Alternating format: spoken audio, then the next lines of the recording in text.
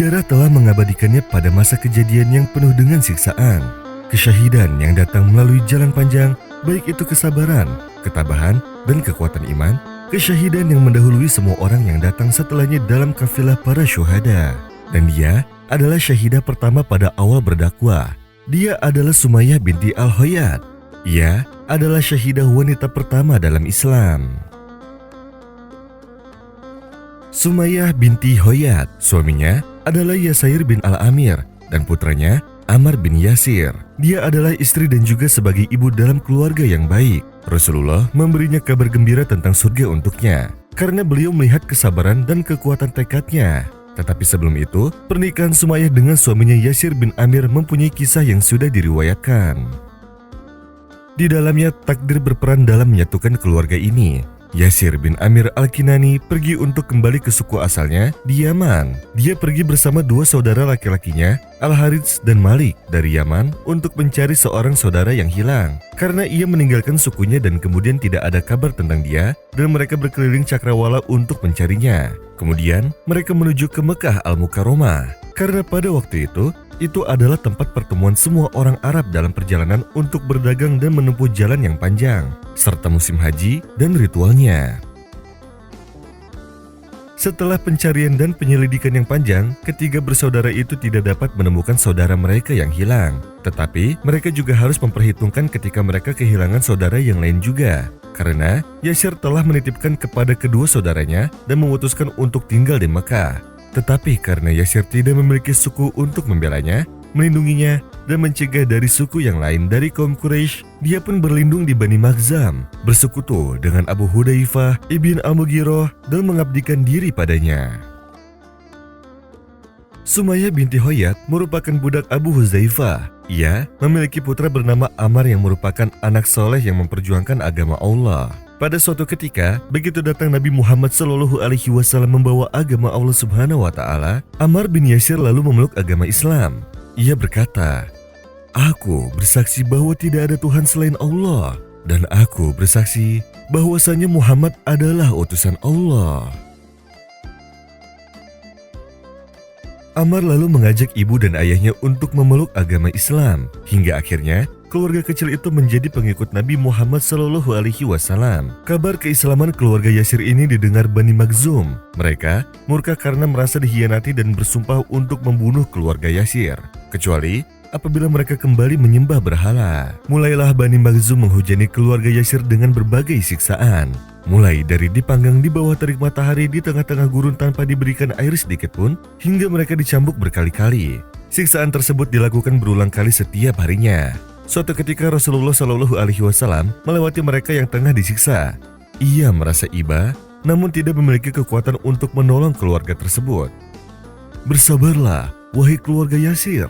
Sesungguhnya tempat kembali kalian adalah surga," sabda Rasulullah SAW yang akhirnya membuat hati keluarga Yasir merasa tenang.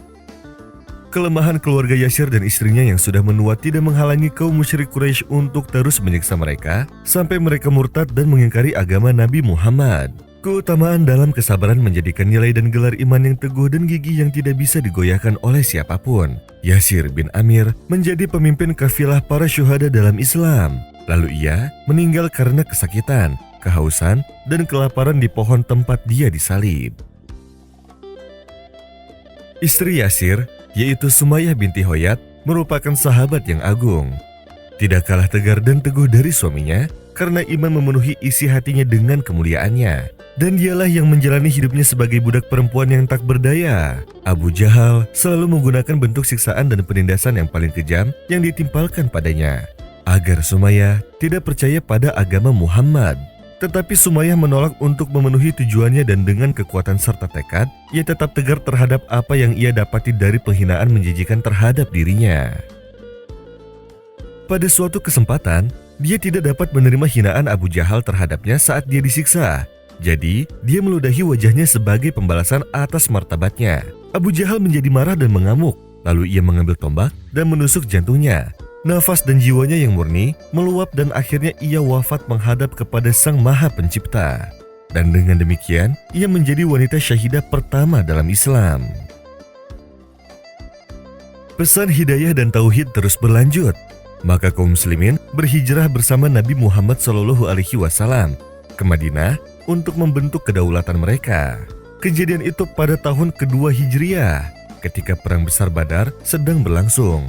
Allah Subhanahu wa Ta'ala membalaskan untuk syahidah pertama Islam, Sumayyah binti Hoyat, hingga akhirnya Abu Jahal terbunuh dengan keji. Kemudian Abdullah bin Mas'ud radhiyallahu anhu memenggal kepalanya dan Rasulullah Shallallahu alaihi wasallam memanggil Ammar bin Sumayyah karena ada kabar gembira untuknya. Karena Allah membalaskan dendam pembunuh ibunya yang wafat, yang mana ibunya menjadi ingatan bagi para wanita di era kenabian dan kehormatan bagi wanita pertama yang mati syahid.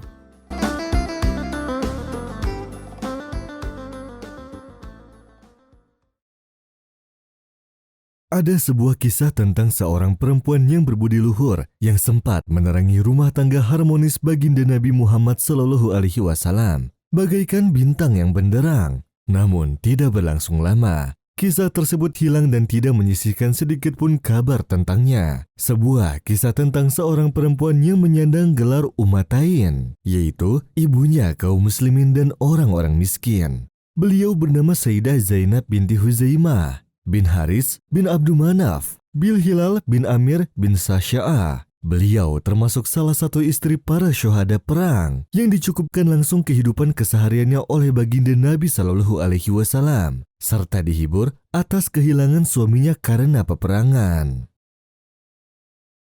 Ada banyak sekali perbedaan pendapat tentang sejarah dan biografi Sayyidah Zainab radhiyallahu anha di beberapa buku Islami. Berbeda halnya dengan sejarah istri-istri baginda Nabi yang lainnya yang dirasa sudah konkret dan jelas. Perbedaan paling menonjol dalam hal ini adalah tentang nama suami Sayyidah Zainab sebelum menjadi Ummul Mukminin. Sebagian pendapat mengatakan bahwa suami beliau adalah sahabat Abdullah bin Jasin radhiyallahu anhu yang ditunjuk baginda Nabi Shallallahu alaihi wasallam sebagai komandan pertama dalam sebuah pasukan perang. Akan tetapi, pendapat yang lebih diunggulkan dalam hal ini adalah bahwa Sayyidah Zainab radhiyallahu anha adalah istri Tuwaifil bin Harits bin Abdul Muthalib, kemudian menjadi istri saudara suaminya, sahabat Ubaidah bin Harits bin Abdul Muthalib radhiyallahu anhu, yang gugur mati syahid di dalam perang Badar Kubro. Hanya saja, pendapat lain mengatakan bahwa beliau syahid di dalam perang Uhud. Sayyidah Zainab radhiyallahu anha kemudian dipersunting dan dinikahi oleh baginda Nabi Shallallahu alaihi wasallam, dan disebutkan dalam kitab tentang sejarah Nabi karya Imam Ibn Hisham bahwasanya yang menikahkan Sayyidah Zainab radhiyallahu anha adalah sepupunya sendiri, Qabisah ibn Amr al-Hilali, dengan mahar yang disebutkan baginda Nabi Shallallahu alaihi wasallam sebesar 400 dirham. Dan hal ini terjadi setelah baginda Nabi Shallallahu alaihi wasallam menikah dengan Sayyidah Chafsah binti Umar bin Khattab radhiyallahu anhu di akhir tahun ketiga Hijriah. Adapun hal yang membuat adanya perbedaan pendapat tentang sejarah Sayyidah Zainab radhiyallahu anha adalah pendeknya umur beliau semasa hidup sebagai istri baginda Shallallahu alaihi wasallam, sehingga membuat para ahli sejarah kesulitan dalam menguak tuntas kebenaran tentang sejarah beliau. Meskipun begitu, sebagaimana istri-istri baginda Nabi Shallallahu alaihi wasallam yang lainnya, beliau juga diberi gelar sebagai Ummul Mukminin, ditambah lagi gelar Ummul Masakin. Beliau mendapat gelar Ummul Masakin karena seringnya beliau memberi makan dan memberi perhatian khusus kepada orang-orang miskin, sebagaimana riwayat dari Imam Al-Zuhri.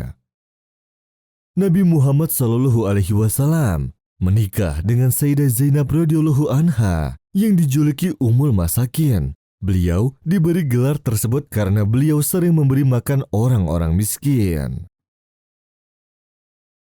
Sayyidah Zainab radhiyallahu anha berasal dari Bani Amir bin Sa'sya'ah. Beliau menjadi istri baginda Nabi Shallallahu alaihi wasallam tidak dalam waktu yang lama, berkisar 3-8 bulanan saja. Yang jelas belum sampai genap 1 tahun. Dan setelah beberapa bulan pernikahan, beliau jatuh sakit yang parah, sehingga baginda Nabi Shallallahu alaihi wasallam sendiri yang turun menjaga serta menghibur beliau di sisinya. Karena memang baginda Nabi Shallallahu alaihi wasallam terkenal selalu baik dan bertanggung jawab kepada keluarga beliau.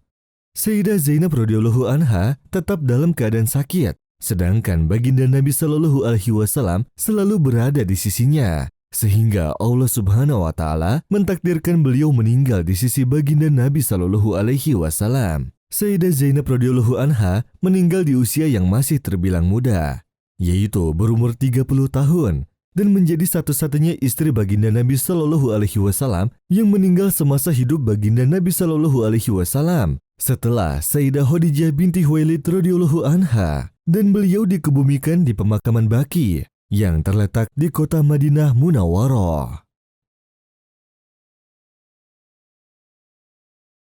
Dia adalah seorang budak wanita yang dinikahi oleh Nabi Muhammad Sallallahu Alaihi Wasallam. Dia juga adalah satu-satunya istri Rasulullah yang berasal dari Mesir.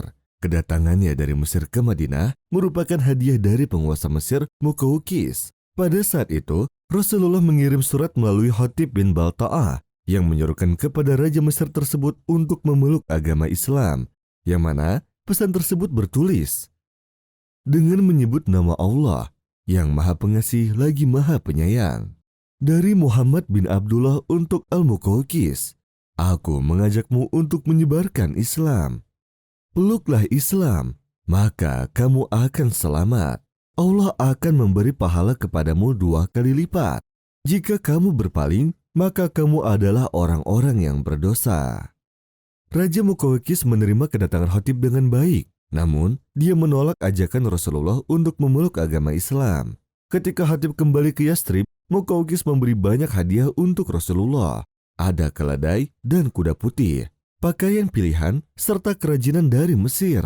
Dia juga menyertakan 3 hamba sahaya, yakni Maria dan 2 saudara perempuannya Sirin serta Maburi. Di tengah perjalanan, ketiga hamba sahaya itu terlihat sangat sedih. Mereka seakan tidak rela meninggalkan kampung halamannya, yaitu Mesir. Hatib menghibur mereka dengan menceritakan tentang Rasulullah dan keindahan agama Allah, yaitu Islam. Lalu dia mengajak Maria, Sirin, dan Maburi untuk memeluk agama Islam. Ketiga budak asal Mesir itu pun menerima dengan ikhlas untuk memeluk agama Islam. Di Madinah, Rasulullah telah menerima kabar tentang penolakan dari Muqawqis. Namun, beliau tidak menduga mendapat kiriman 3 budak. Nabi mengambil Maria sebagai budaknya dan menyerahkan Sirin kepada penyairnya, Hasan bin Sabit. Sedangkan Maburi diberikan kepada Abu Huzaifah al-Adawi. Maria berbeda dengan hamba sahaya lainnya. Diriwayatkan dia berasal dari kalangan Koptik yang memiliki kulit putih, cantik, dan ramah. Menurut Imam Al-Baladziri, sebenarnya ibunda dari Maria adalah keturunan bangsa Romawi. Maria mewarisi kecantikan ibunya sehingga memiliki kulit yang putih, berparas cantik, berpengetahuan luas, dan berambut ikal. Masa kecil dan remajanya dihabiskan di Mesir, sehingga sedikit sekali yang mengetahui tentang riwayat Maria. Hanya diketahui nama lengkapnya saja, yaitu Maria binti Syama'un. Lahir di Hafen, wilayah yang berada di dataran tinggi Mesir. Ayahnya berasal dari suku Kipti, sedangkan ibunya penganut agama Masehi Romawi. Setelah dewasa, Maria bersama saudara perempuannya, yaitu Sirin, dipekerjakan di istana Raja Muqawqis. Rasulullah membebaskan Maria Al-Qibtiyah, lalu menikahinya. Walaupun ia dulunya adalah seorang budak, Nabi Muhammad SAW tidak membedakan Maria dengan istri-istrinya yang lain. Dia menempatkan Maria di rumah Haritsah bin Nu'man yang terletak di sebelah masjid. Maria pun menjadi ibu dari orang-orang yang beriman atau Ummul Mukminin. Setelah setahun di Madinah, Allah menghendaki perempuan yang sopan dan ramah ini kehamilan. Rasulullah Shallallahu Alaihi Wasallam sangat bahagia mendengar kehamilan Maria. Terlebih setelah putra-putrinya, yaitu Abdullah dan Qasim, serta Ruqayyah meninggal dunia. Maria adalah istri Rasulullah setelah Khadijah yang bisa memberikan Rasulullah keturunan anak. Di bulan Zulhijjah, di tahun ke-8 Hijriah, Maria melahirkan seorang bayi laki-laki. Kelahiran anaknya menjadikan Maria sebagai budak yang merdeka sepenuhnya. Kehadiran bayi dari Maria ini mendapat sambutan gembira dari masyarakat Madinah.